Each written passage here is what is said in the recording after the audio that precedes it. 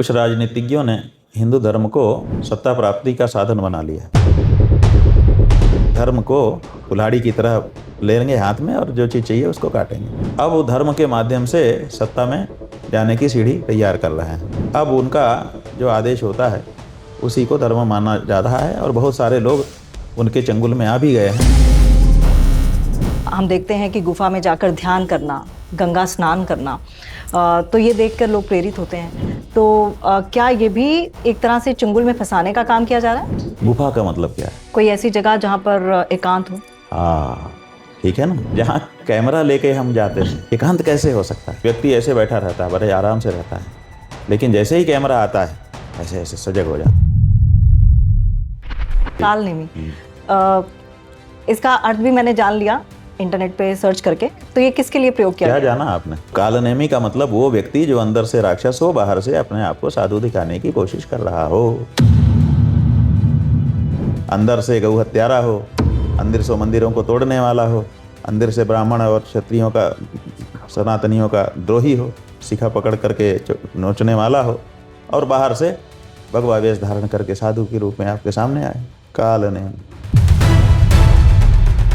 आपने 40 दिन का समय दिया है गौ रक्षा को लेकर, जो आपने बयान दिया, क्या आगे की रणनीति है? नहीं, रणनीति तो ऐसा है कि जिसके पास बड़ी सेना होती है, बड़े मंत्री होते हैं, सचिव होते हैं, वो सब लोग बैठ करके रणनीति बनाते हैं कि हम चक्रव्यूह कैसा फैलाएंगे। क्या रणनीति होगी हमारी? हमारी कौन सी रणनीति? हम कौन सा रण लड़ रहे हैं? इधर भी सही, इधर भी सही। इधर गौ माता की आरती करते, पूजा करते, फूल की माला पहनाते, गोद में लेके दुलारते, पुचकारते, एकदम झर झर झर प्यार बह रहा है, ऐसा वीडियो बनवा देना और फिर लाखों गौओं को कटवा देना। कानून का कोई मतलब नहीं रह गया। ये अपराधी को बिल्कुल दंड दीजिए, लेकिन अपराधी से जुड़ा कोई व्यक्ति है, वो तो उसमें संलिप्त नहीं है, उसको भी आप दंडित कर दे रहे हैं। गुंडई नहीं तो क्या है? कानून है, धर्म है, ये न्याय नहीं है, गुंडई है। और इसीलिए हम कहते हैं कि गुंडा राज व्याप्त हो गया है, लोग भयभीत हैं। भारत विश्व गुरु बने, वो तो बहुत अच्छी बात है। आज तो गुरु घंटाल बन गया है। क्योटे वाले यहाँ आए थे, काशी को देख के गए थे और उन्होंने क्योटो को काशी जैसा बना दिया। आज काशी जा रही है क्योटो देखने के लिए कि हमको क्योटो बनना है। योग को बढ़ावा देना, ये तो एक अच्छा काम किया है। योग जो है, यम नियम पे कोई व्याख्यान है? नहीं, उसका नहीं है। और दवाइयाँ कितनी बार टेस्ट में फेल हो चुकी हैं। सुप्रीम कोर्ट में जाके बाहर निकल के आओ, अंदर जाके क्षमा बाहर जाके हैं, ये योग है? थोड़े दिन के पहले दाढ़ी में के बाल सफ़ेद दिख रहे थे, फिर से काले हो गए। कौन सा च्यवनप्राश खाया, कौन सा ओले पिया? तो आपको जब रंग पेंट करके बालों को काला करना पड़ रहा है, योग क्या होता है? जो भी आपके इस एपिसोड को देख रहे हैं कि धर्म जो है ऊंचा उठने की वस्तु है, आध्यात्मिक उन्नयन बहुत बड़ी चीज़ है। जो जितना ऊंचा उठता है वो उतना सुखी होता है। Tamanna Talkies, where you can follow trend every weekend. So please share, follow and subscribe. इस वीडियो में व्यक्त किए गए सभी विचार, मत और सुझाव अतिथि के व्यक्तिगत अनुभवों और विचारों पर आधारित है। इसमें चैनल, एंकर या निर्माता की सहमति या विचारों का आवश्यक रूप से मेल होना जरूरी नहीं। इस वीडियो का उद्देश्य केवल जानकारी और विचार विमर्श है। इसका उद्देश्य किसी को नुकसान पहुंचाना, गुमराह करना या किसी प्रकार की खतरनाक राजनीतिक या वित्तीय सलाह को बढ़ावा देना नहीं है। दर्शकों से अनुरोध है कि वो किसी भी राय या सलाह पर कार्य करने से पहले अपने विवेक और विशेषज्ञ की सलाह जरूर लें। तो आज धर्म यात्रा का मेरा सिलसिला पहुंचा है शिव की नगरी बनारस में। पहले हरिद्वार की यात्रा की, आज बनारस पहुंची और बनारस पहुंचने का मकसद बेहद खास था, क्योंकि आज जिनसे मुलाकात है, गाहे बगाहे खबरों में भी रहते हैं, सनातन से तो बहुत पुराना रिश्ता है, धर्म का प्रचार कर रहे हैं, प्रसार कर रहे हैं और गौरक्षा को लेकर कड़े कदम भी उठा रहे हैं। थोड़े से कड़क मिजाज के लगते हैं, लेकिन उनके शिष्यों से बात करके पता चला कि अंदर से बहुत नरम है, शायद बाहर से सख्त दिख सकते हैं। मेरे साथ हैं शंकराचार्य स्वामी अभिमुक्तेश्वरानंद जी। आपका बहुत बहुत स्वागत है स्वामी जी। स्वामी जी, सबसे पहला मेरा सवाल, क्योंकि धर्म यात्रा की मैंने बात की, आपकी धर्म यात्रा भी मैं देख रही हूँ बहुत लंबे समय से चल रही है।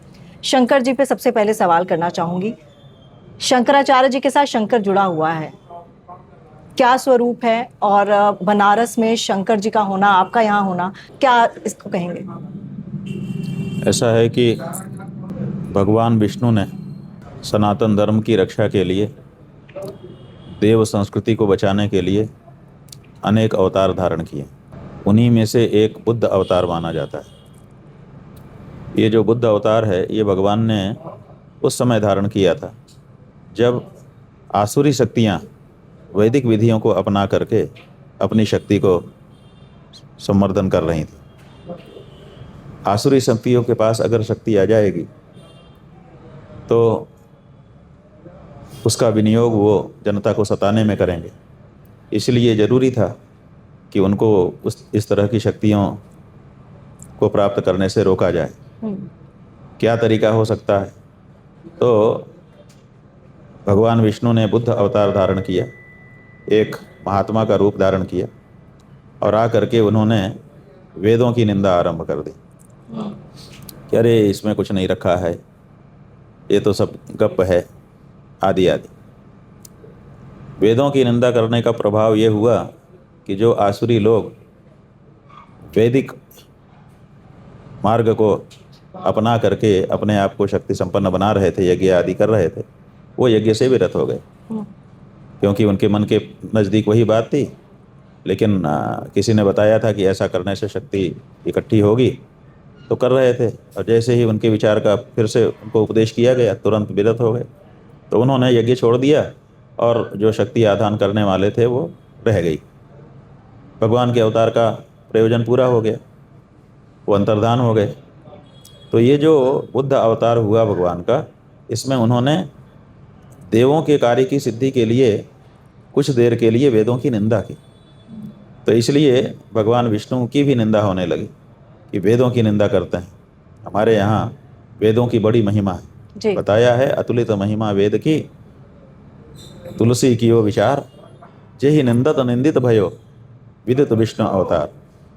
विष्णु भगवान का अवतार होकर के भी हमारे यहाँ अवतारों में तो गणना है, लेकिन पूजा नहीं होती बुद्ध भगवान की। इसलिए भगवान विष्णु को थोड़ा संकोच हो गया।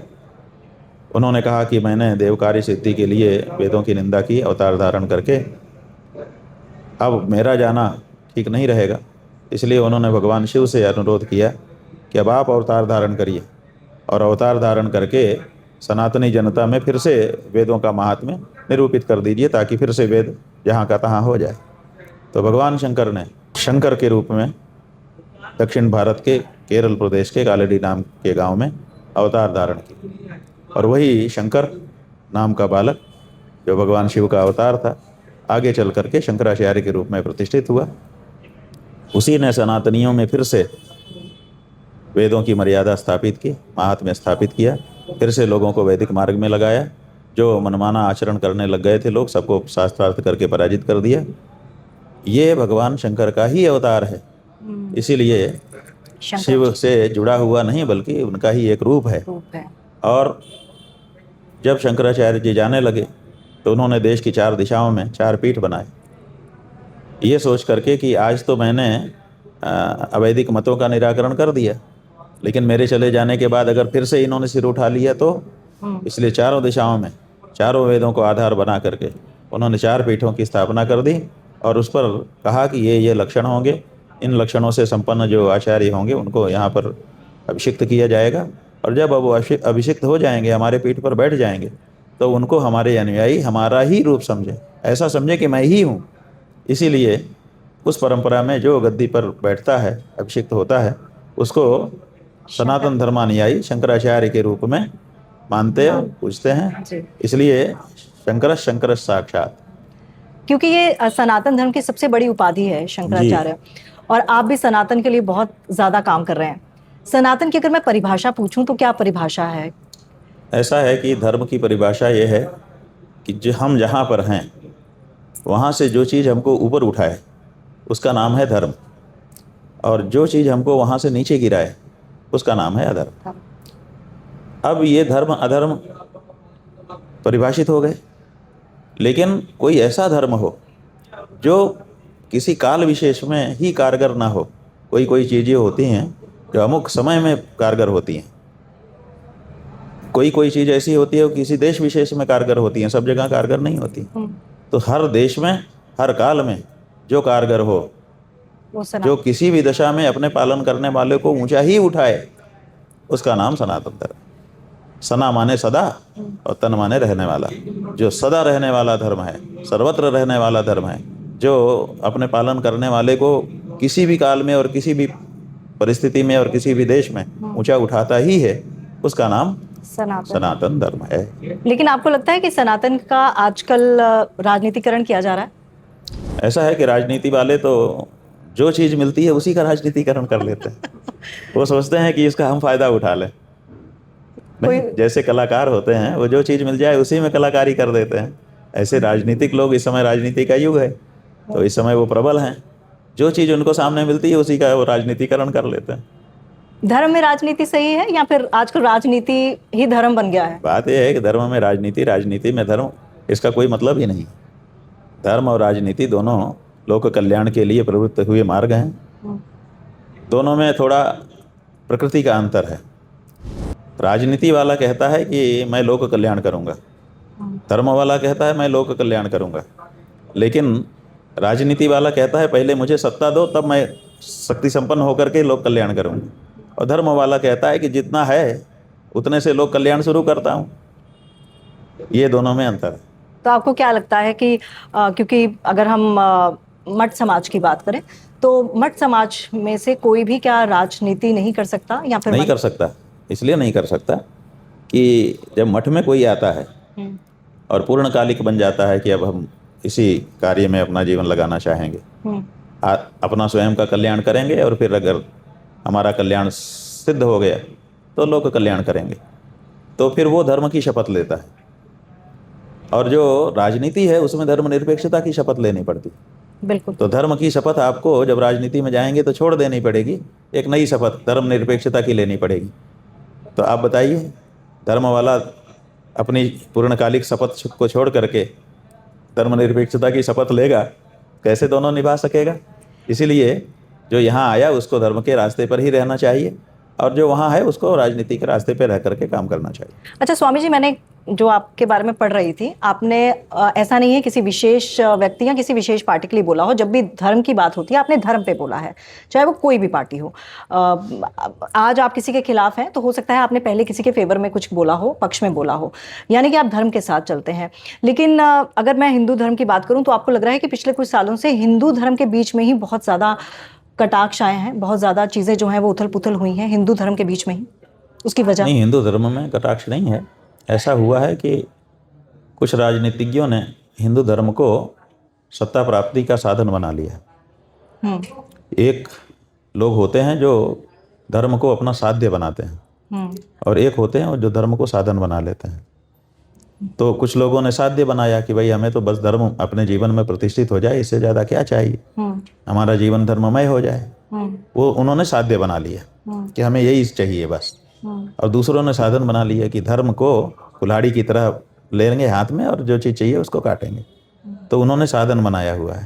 तो अब वो धर्म के माध्यम से सत्ता में जाने की सीढ़ी तैयार कर रहे हैं। तो उन्होंने क्या किया है कि ये व्याख्या धीरे धीरे धीरे धीरे फैला दी है कि हम जो कहें वही धर्म है, और बाकी धर्म वेद शास्त्र पुराण सब एक तरफ करो। अब उनका जो आदेश होता है उसी को धर्म माना जा रहा है, और बहुत सारे लोग उनके चंगुल में आ भी गए हैं और वो मानने भी ऐसा लगे हैं। अब आप देखिए, हमारे यहाँ हिंदू धर्म में गौ हत्या बहुत बड़ा पाप मानी गई है। बिल्कुल। और आज के जो धार्मिक राजनेता हैं वो गौ हत्या करते हुए भी धर्म सम्राट, धर्म हिंदू हृदय सम्राट बने हुए हैं। और उनके जो अनुयायी हैं वो कहते हैं कि अरे ये तो कोई बात ही नहीं है, यही है। अब जो असली हिंदू है वो फीका पड़ गया है। अब वही सबसे बड़े हिंदू माने जा रहे हैं, सबसे बड़े धर्माचार्य माने जा रहे हैं, जबकि वो गौ हत्या को बढ़ावा भी दे रहे हैं, गौ हत्यारों से व्यवहार भी कर रहे हैं, गौ हत्यारों से चंदा भी ले रहे हैं, सब कर रहे हैं। फिर भी उनको अपवित्र कोई नहीं मान रहा है उनका अनुयायी। तो इसका मतलब है कि उन्होंने पूरे धर्म की जो प्रकृति है उसी को बदल दिया है कुछ हद तक।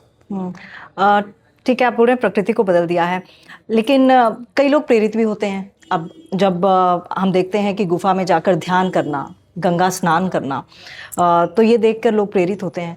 तो क्या ये भी एक तरह से चुंगल में फंसाने का काम किया जा रहा है, या फिर वाकई ही ये धर्म है और सनातन को बढ़ावा दिया जा रहा है?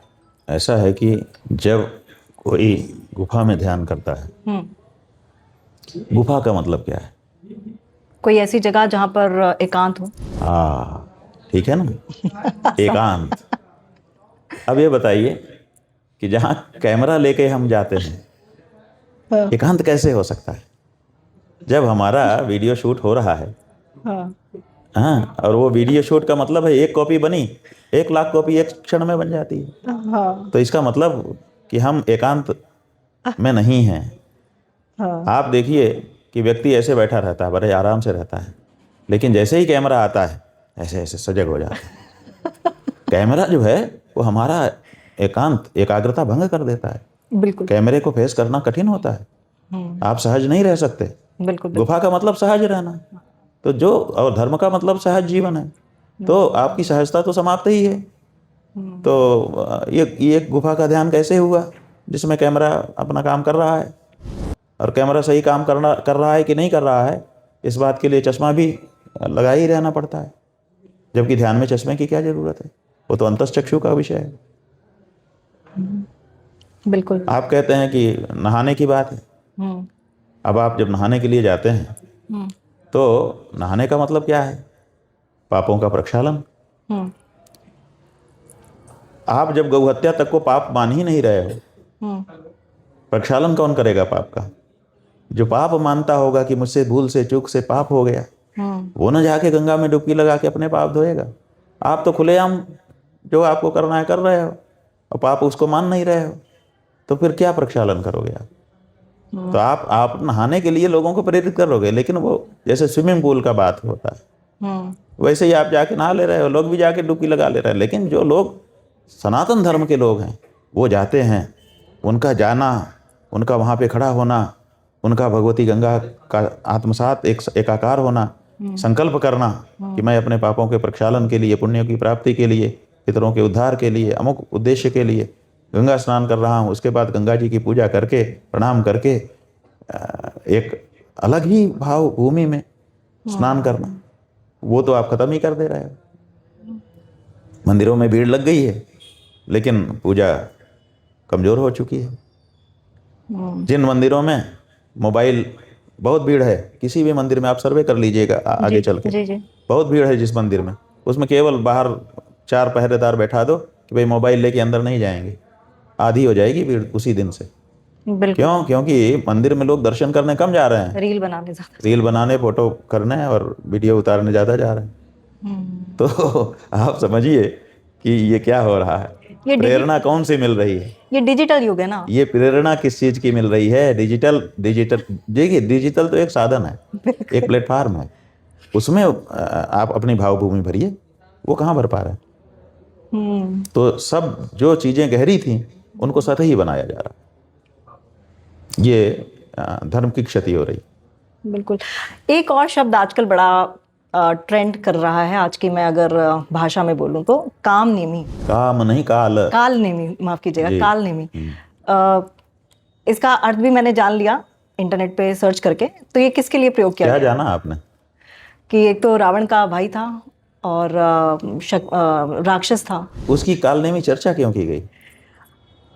उसकी चर्चा इस अर्थ में की जाती है कि स्वयं राक्षस होते हुए भी उसने संत का वेश धारण किया, हाँ। और हनुमान जी का रास्ता रोकने के लिए हनुमान जी के सामने आ गए। रावण ने उसको ये कहा था, उसने जब सुना कि संजीवनी बूटी लाने से लक्ष्मण जीवित हो जाएंगे, जो कि मरने के कगार पर पहुंच चुके हैं, मरणासन्न हैं, तो कहा कि इस वानर का रास्ता रोको। पहले ही हनुमान जी का पराक्रम प्रकट हो चुका था, तो ये हुआ कि भाई कैसे रास्ता रोके, कठिन है, ये हनुमान है, कोई सामान्य वानर नहीं है। तो उसने कहा, अरे तुम लोग समझदार नहीं हो, इसीलिए तुमको कठिन लगता है, समझदारी से काम करो। तो लोगों ने कहा क्या करें? कहा अरे जैसे हमने किया था, हमने सीता का हरण करने के लिए 2 काम किए। एक, मारीच जो हमारे मामा जी थे उनको हमने हिरण बना दिए, हिरण की ओर आकृष्ट हो गए ये लोग, और फिर हम स्वयं साधु का वेश, सन्यासी का वेश धारण करके गए और सीता को पकड़ ले आए। कितना सरल है, इनकी सारी वीरता एक तरफ हो गई। खरदूषण इनसे लड़ने के लिए गए थे, इन्होंने बड़ा पराक्रम दिखाया था।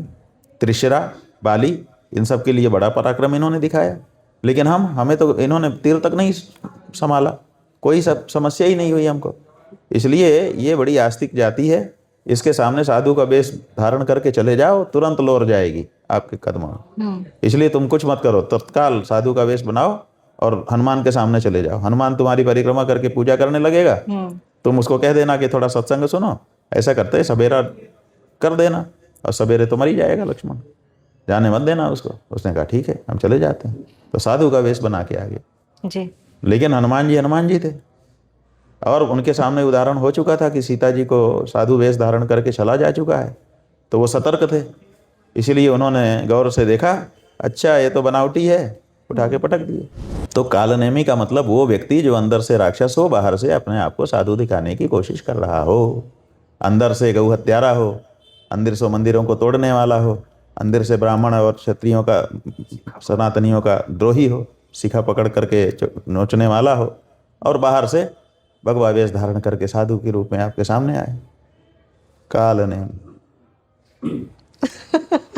आपने तो पूरी वही बदल दी, क्योंकि काल ने भी जिनके मुंह से सुना, मुझे लग रहा है इशारा वही है। कभी कभी हमारे मुख से भी हमारा परिचय निकलता है, और सच तो ये है मेरी बहन कि हर व्यक्ति की वाणी ही उसका परिचय है। बिल्कुल बिल्कुल। अंदर जो चीज़ होती है वही बाहर निकलती है। बड़ी सारे जो संदेह थे, मुझे लग रहा था आप गुस्से वाले होंगे, लेकिन आपके लिए कहा जाता है कि कई चीज़ों पे आप बहुत कड़क तरीके से बोलते हैं। नहीं, ऐसा है कि कुछ तो गलत चीज़ों के प्रति हृदय में आक्रोश रहता ही है, और कुछ ये है कि कम बल होने से जब हम देखते हैं कि हमारे सामने गलती हो रही है फिर भी हम नहीं रोक पा रहे हैं, हाँ। तो क्या कर सकता है, उस समय आक्रोश हो जाता है। तो वाणी से प्रकट करके दिखाते हैं कि कितना मेरे अंदर विद्रोह है, और उसी में मजबूरी भी दिखाई दी जाती है। इससे ज़्यादा क्या है? गुस्सा कौन करता है? जो सच्चा, जिसके मन में इच्छा बहुत हो लेकिन कर ना पा रहा हो कुछ, वही गुस्सा करता है। और जिसके ताकत है उसके मन में अगर कुछ करने की इच्छा आएगी, इशारा कर देगा, बस हो जाएगा। गुस्सा कौन करता है? फ्रस्ट्रेशन किसको होता है? फ्रस्ट्रेशन में ही गुस्सा आता है कि हम चाहते हैं कि गौ माता की रक्षा कर ले, नहीं कर पा रहे हैं, तो गुस्सा आता है। बिल्कुल। और अभी आपने हाल ही में बोला कि आपने 40 दिन का समय दिया है गौ रक्षा को लेकर, जो आपने बयान जी, दिया। कल दिया है, आज 39 दिन अब रह गए। क्या आगे की रणनीति है? नहीं, रणनीति तो ऐसा है कि जिसके पास बड़ी सेना होती है, बड़े मंत्री होते हैं, सचिव होते हैं, वो सब लोग बैठ करके रणनीति बनाते हैं कि हम चक्रव्यूह कैसा फैलाएंगे क्या रणनीति होगी हमारी कौन सी रणनीति, हम कौन सा रण लड़ रहे हैं? हमारी तो टेक है नहीं। तो हमने अपनी बात कह दी है। अब इसको बौद्धिक वर्ग में सम्मान मिलेगा। जो बुद्धि से काम करने वाले लोग होंगे वो इस पे विचार करेंगे कि ये इन्होंने क्या कहा और इनके कहने का क्या आशय है। क्या ये सच है कि योगी आदित्यनाथ गौ हत्या को बढ़ावा दे रहे हैं? क्या ये बातें केवल दुर्भावना से आरोप लगाए गए हैं कि इनमें कुछ सच्चाई भी है? फिर वो उत्तर प्रदेश की सरकार के विभागों से डाटा मांगेंगे, और फिर वो डाटा जब मिलेगा तो उनकी आंखें खुल जाएंगी कि अरे, जिसको हम साधु समझ रहे थे ये तो रावण का भाई निकला, नहीं समझे। तो ये बौद्धिक वर्ग में ये हमारा होगा, हमारा कोई रास्ते का आंदोलन नहीं है। हम तो जो देश के बुद्धिवादी लोग हैं, समझदार लोग हैं, उनके सामने हमने एक प्रश्न उठा दिया, एक उत्तर रख दिया। अब उसमें से कौन प्रश्न पकड़ेगा, कौन उत्तर पकड़ेगा, ये चर्चा के माध्यम से चलेगा। तो हमारी जो लड़ाई है वो दिमागों में चलेगी, हमारी सड़क वाला आंदोलन नहीं है, क्योंकि राजनीतिक हमारा काम नहीं है। राजनीति वाले ये सब करते हैं कि उनको भीड़ जुटानी होती है।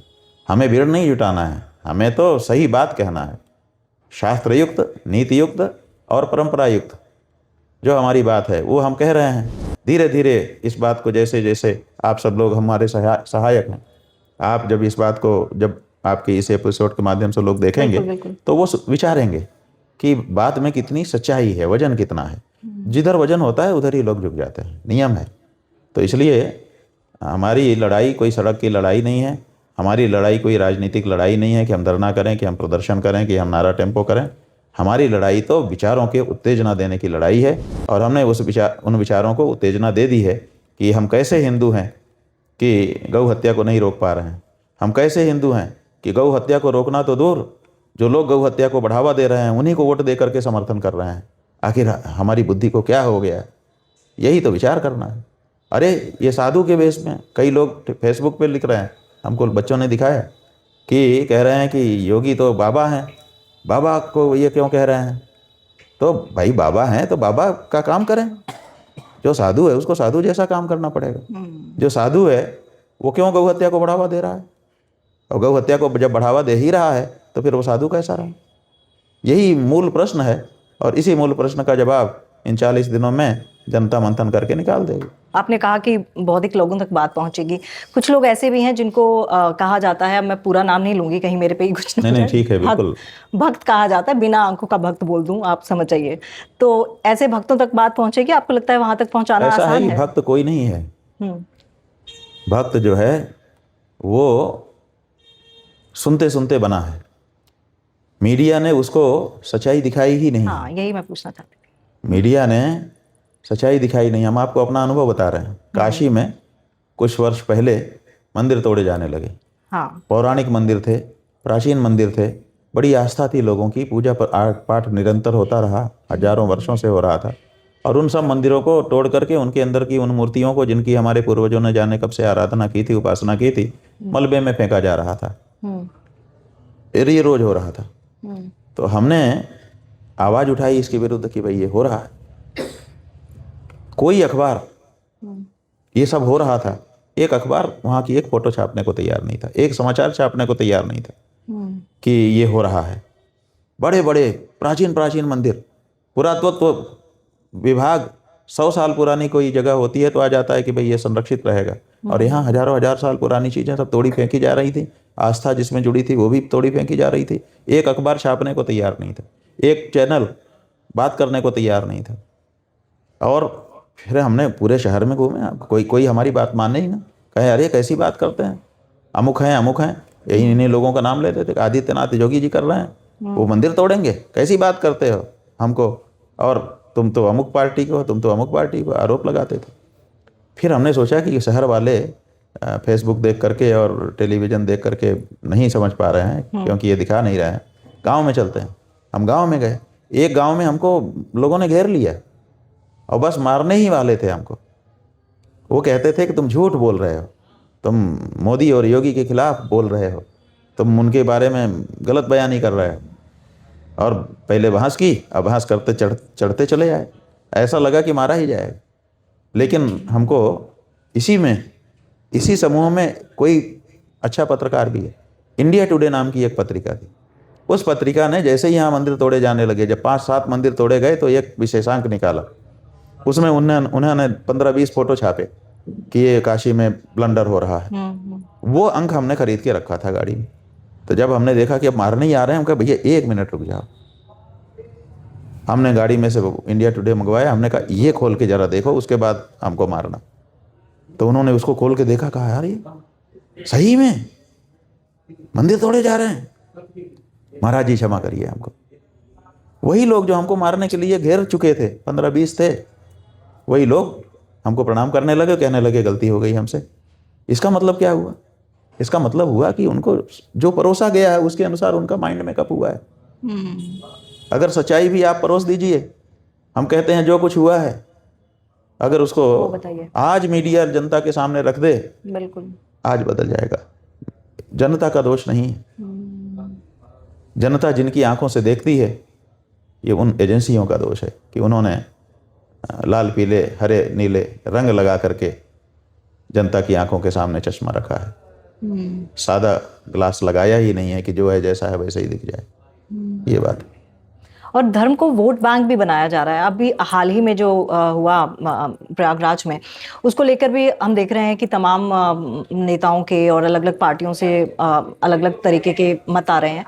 आपके पक्ष में आ रहे हैं, कुछ आपके विपक्ष में भी खड़े हैं। तो आपको लग रहा है कि वोट बैंक भी हो रहा है और रोटियां तो सेकी ही जा रही हैं राजनीति की? बिल्कुल।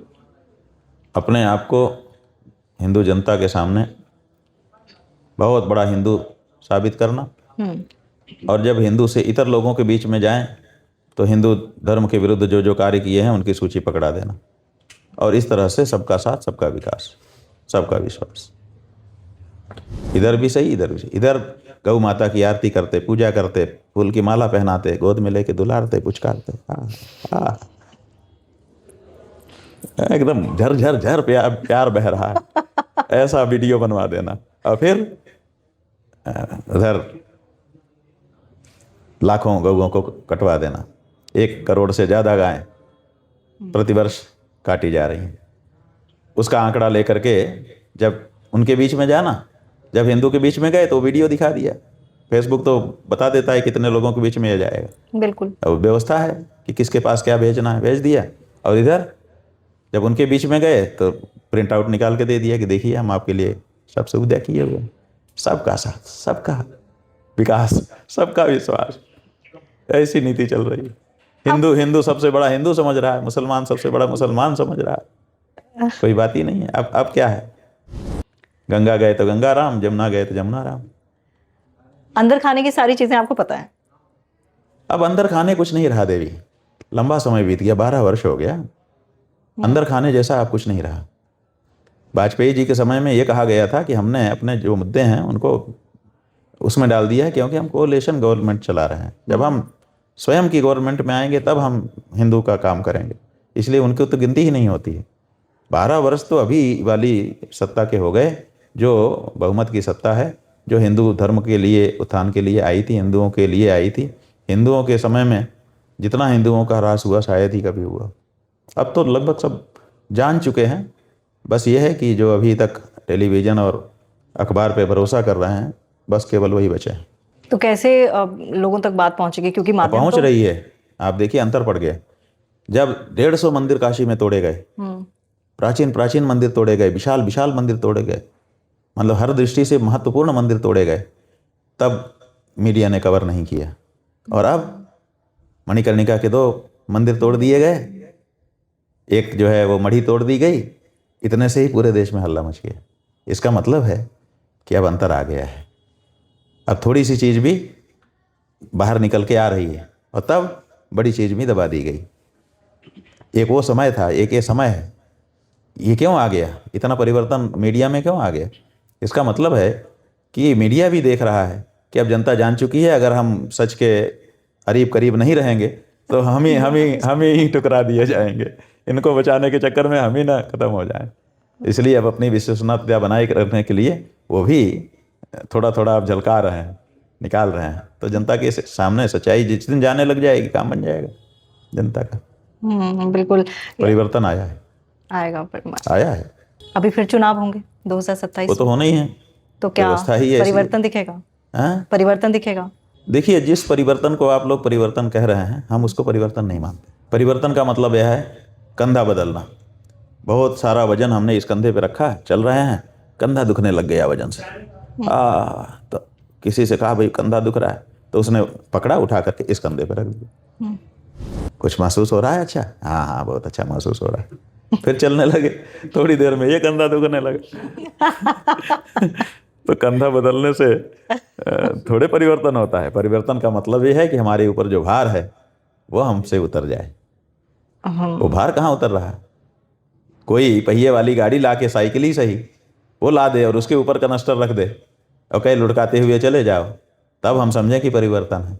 इस पार्टी से छटके, माने कुएं से निकले तो खाई में, खाई से निकले तो कुएं में, ये क्या परिवर्तन है? इसलिए परिवर्तन अगर करना है तो अब देश की जनता को, जिनका ये देश है, उनकी भावना को मानने वाले लोगों को आगे लाना पड़ेगा। और ये देश सनातनियों का है, इसलिए हमने ये कहा है कि सनातनी लोग अब सनातनी विचारधारा को राजनीति में प्रश्रय दें, ताकि वो विचारधारा सनातनियों का निकट रहे। अभी की जो सरकारें हैं, जो पार्टियां हैं, ये सब अंग्रेज़ों के ढर्रे पर ही चल रही हैं, इसलिए ये भी एक तरह की अंग्रेज हो गई हैं। और 90 साल तक अंग्रेज़ों के विरुद्ध जो हमने लड़ाई लड़ी थी, उसमें क्या होता था?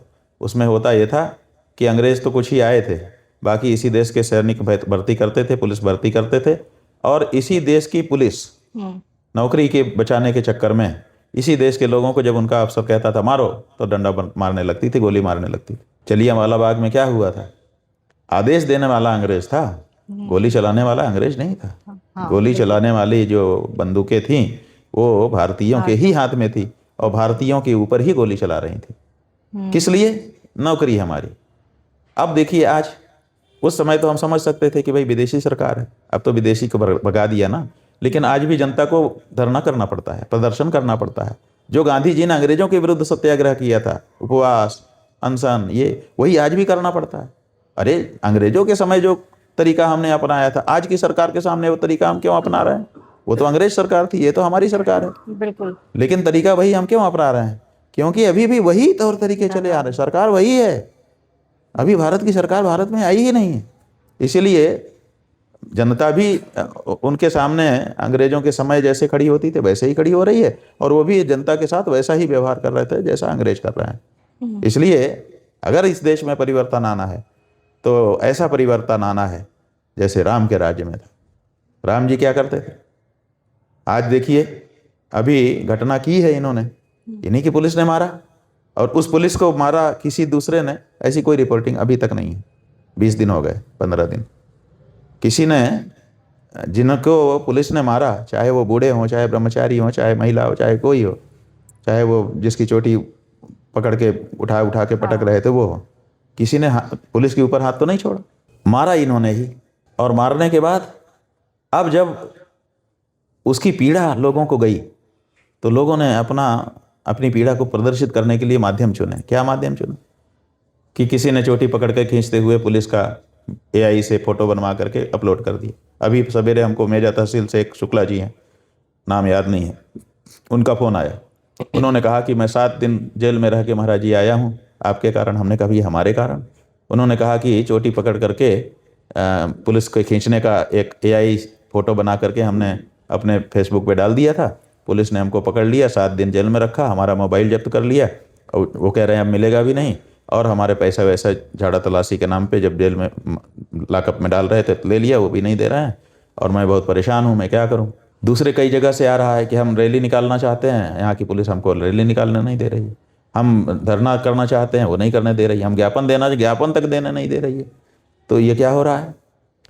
माने आप जबरा मारे रोने भी ना दे, आप मार भी रहे हो और रो रहे हैं तो कह रहे खबरदार, रोया तो और मारेंगे, और रोने भी नहीं दे रहे, माने रोना भी अपराध हो गया इस देश में।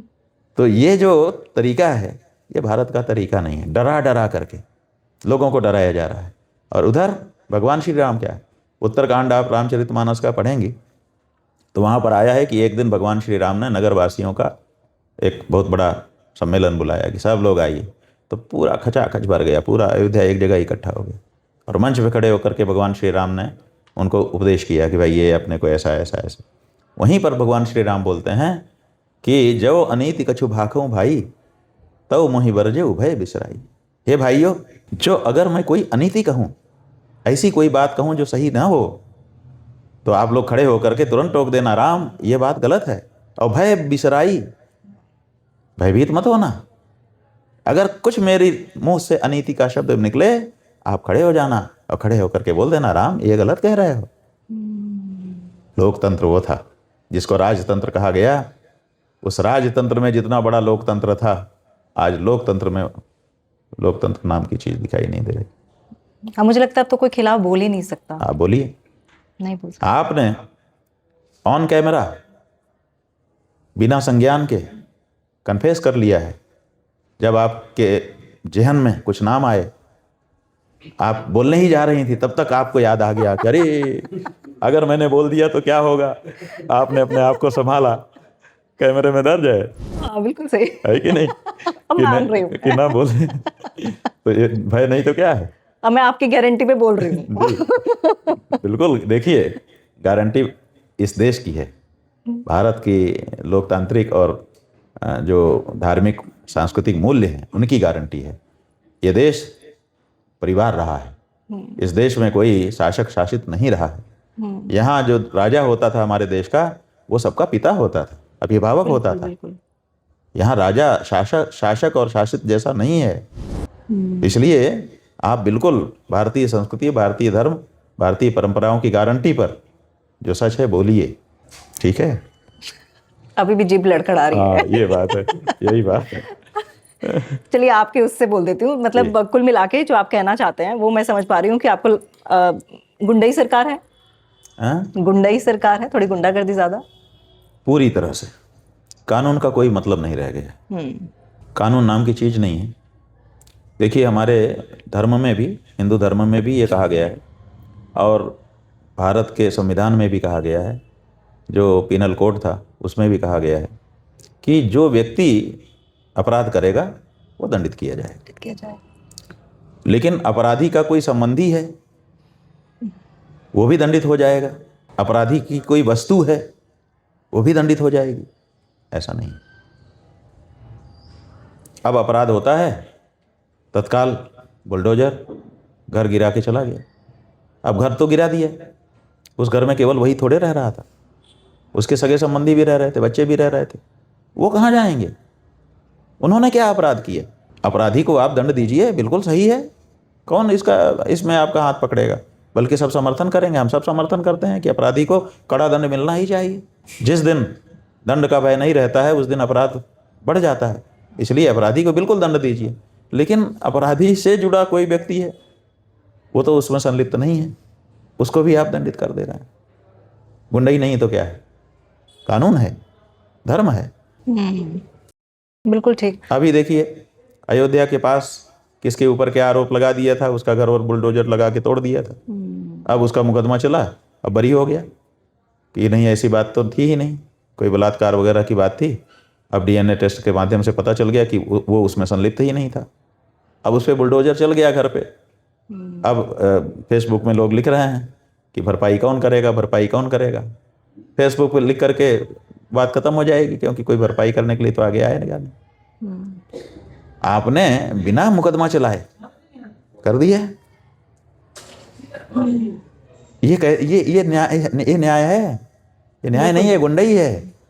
और इसीलिए हम कहते हैं कि गुंडा राज व्याप्त हो गया है, लोग भयभीत हैं, और ये अगर लंबे समय तक चला तो तानाशाही के रूप में इसका परिणाम निकल करके आ जाए। इसी पे मैं आ रही थी, तानाशाही। मैं इसी पे आ रही थी कि अगर तानाशाही है तो अभी देखिए हाल ही में यूजीसी वाला जो मुद्दा हुआ है उसमें अब कोर्ट ने फैसला लिया है, और इस पर संज्ञान लेते हुए यूजीसी वाली जो बात थी उसको कहा है कि ऐसा रूल्स नहीं होंगे।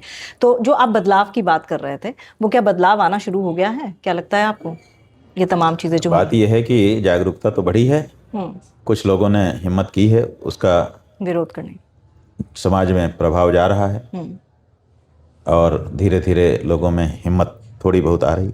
अब जैसे देखिए, ये लखनऊ से एक भाजपा के नेता आए हैं, वो हाथ उठा के कर रहे हैं, दिखा दो भैया उनका घुमा के।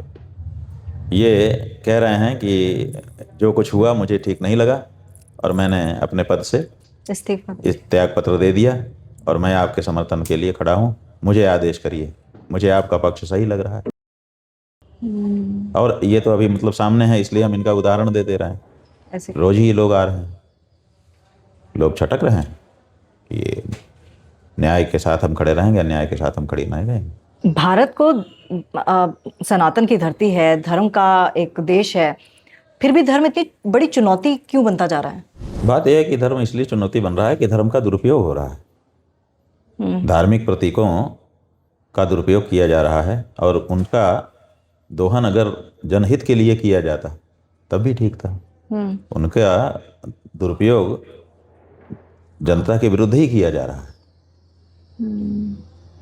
दिखाया कुछ जा रहा है, किया कुछ जा रहा है, कहा कुछ जा रहा है, किया कुछ जा रहा है। अब जैसे मैंने पहले भी कहा कि कई लोग आपके विपक्ष में बोल रहे हैं, वैसे अब जैसे कि संत समाज के ही मैं बता दूं, रामभद्राचार्य ने भी आपके खिलाफ टिप्पणी की है। कैसे देखते हैं आप जब संत समाज ही बिखरा हुआ दिखता है तो? देखिए, रामभद्राचार्य जी ने स्वयं वक्तव्य दिया है, आप खोज के देख लीजिएगा। उन्होंने कहा है कि अमुक हमारे मित्र हैं, जब वो मेरे पास आते हैं तब वो प्रधानमंत्री नहीं होते और मैं जगत गुरु नहीं होता। ऐसा भी हो सकता है? नहीं।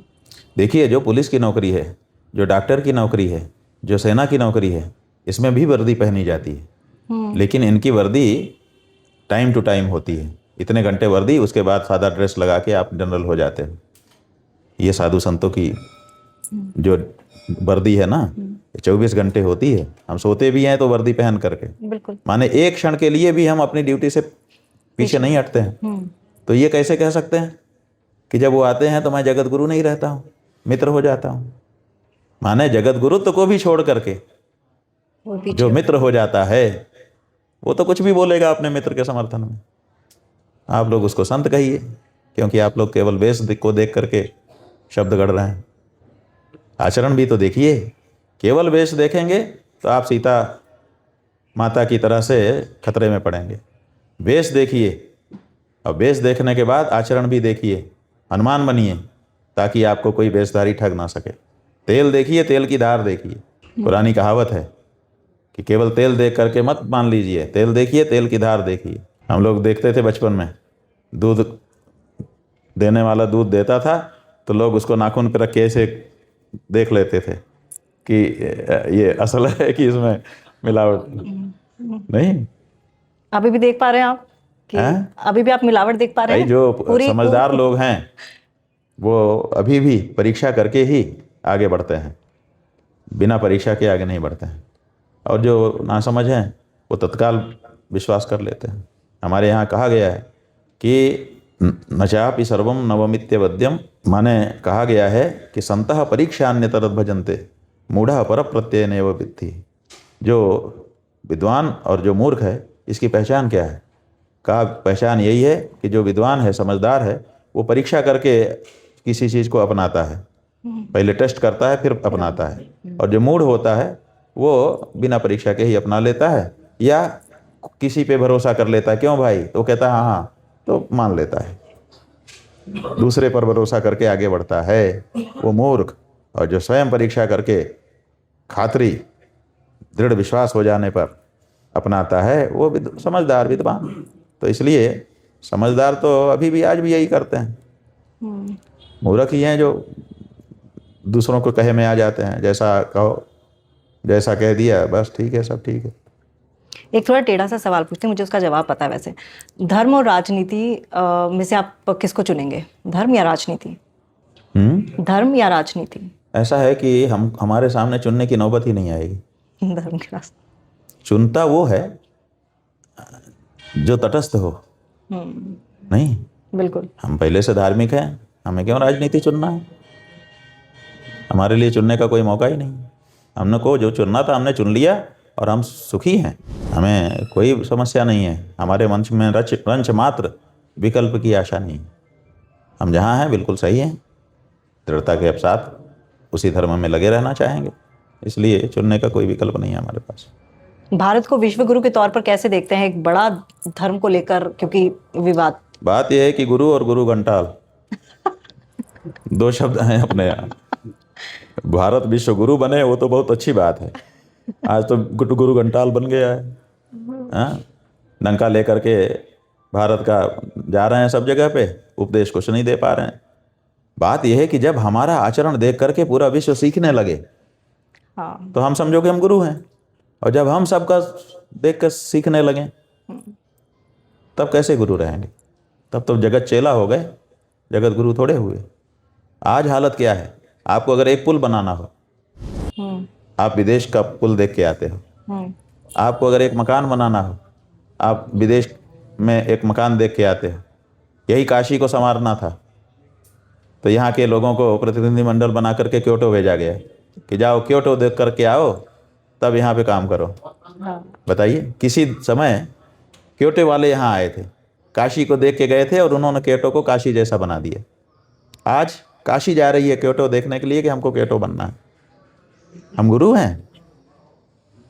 हम तो चेला भी हो नहीं पा रहे हैं ठीक से। हम तो केवल चमक दमक में पड़े हुए हैं, अपनी थाती को खोते चले जा रहे हैं। हम तो दिवालिया हो गए हैं, हमको अपनी खुद की कीमत ही पता नहीं है।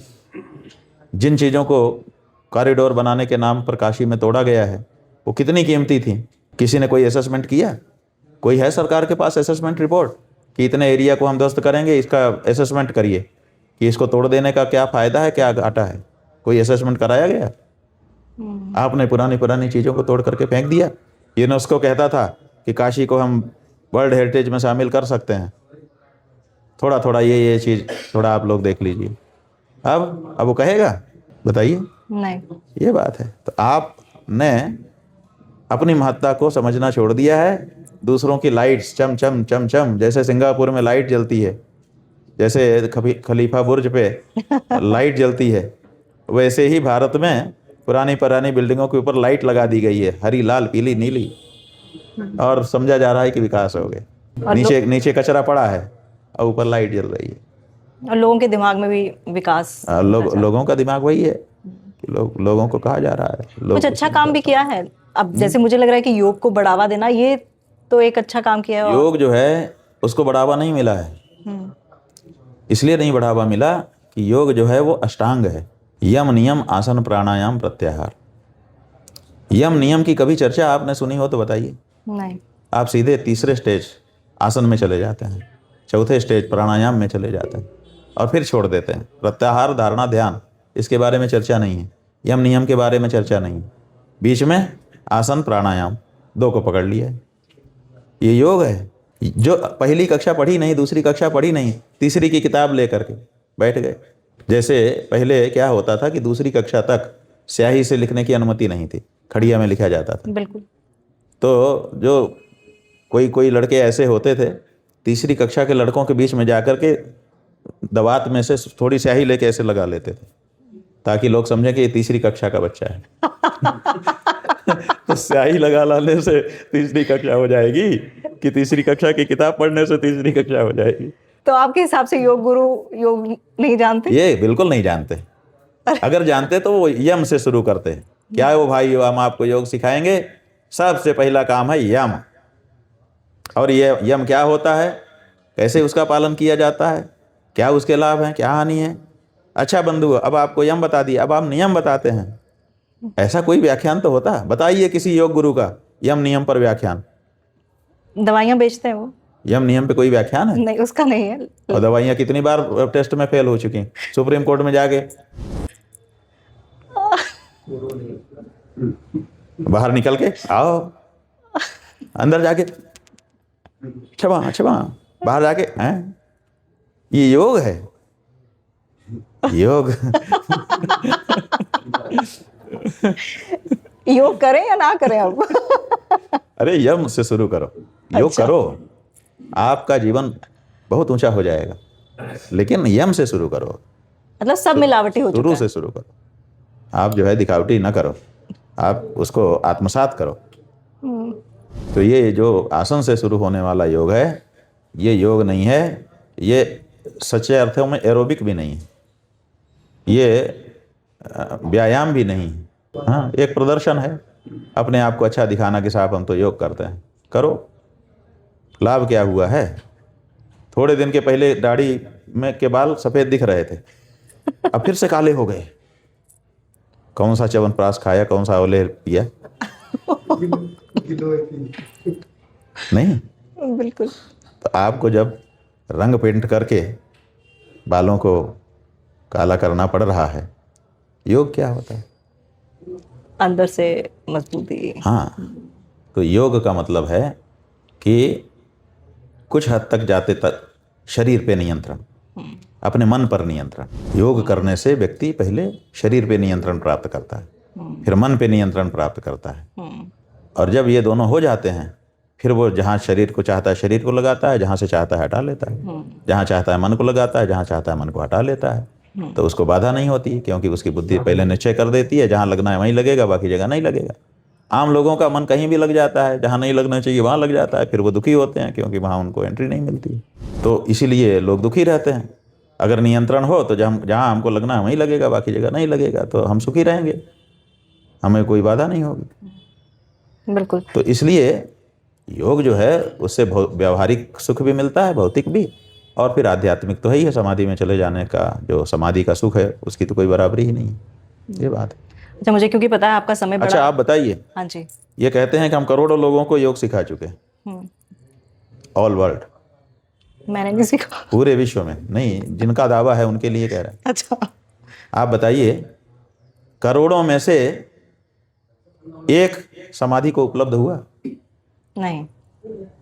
किसी ने दावा किया कि मैंने इनसे योग सीख करके समाधि स्वीकार कर ली है? नहीं पहुंच पाया। तो फिर इनका योग जब लक्ष्य प्राप्त ही नहीं हुआ, लक्ष्य तो समाधि है ना। यम नियम आसन प्राणायाम प्रत्याहार धारणा ध्यान, ये सीढ़ियां हैं, समाधि लक्ष्य है। समाधि के बाद फिर कोई जरूरत नहीं। तो जो लक्ष्य था वो 1 करोड़ 2 करोड़ 5 करोड़ 10 करोड़ 20 करोड़ जो आप गिना रहे हैं, कितने लोगों को मैंने योग सिखा दिया, उनमें से एक तो लक्ष्य प्राप्त कर नहीं पाया, एक को समाधि उपलब्ध हुई नहीं।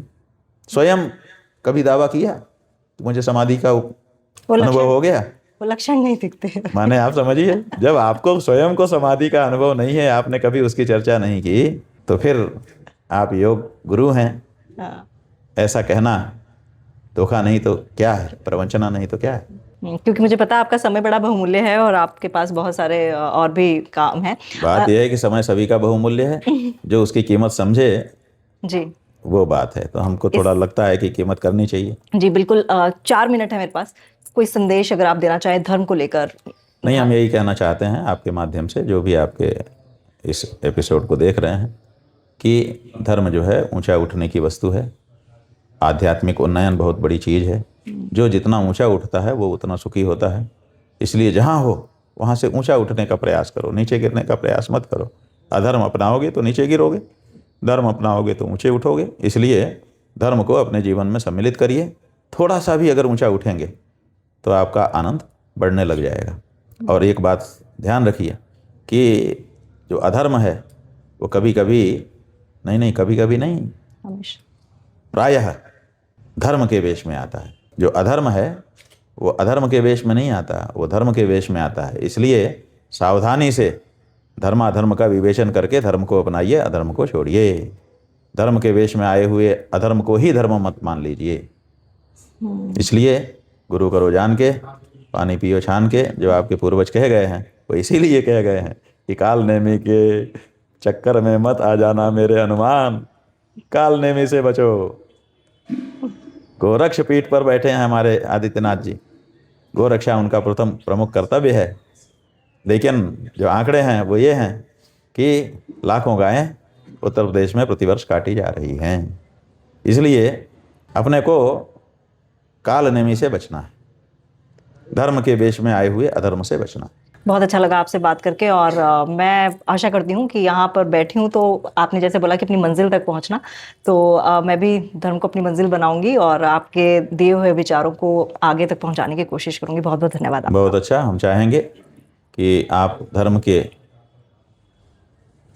जितना हो सके उतने ही रूप को अपनाइए बिल्कुल और फिर थोड़े दिन में जो अनुभव हो उसको भी बताइए। बिल्कुल बिल्कुल लौट के आइए, बताइए कि आपके द्वारा कहे जाने के बाद मैंने ये अपनाया और इसका ये परिणाम मेरे जीवन में आ रहा है। बिल्कुल बिल्कुल। आशीर्वाद दीजिए। खूब आशीर्वाद है। Narayan Narayan. Tamanna Talkies, where you can follow trend every weekend. So please share, follow and subscribe.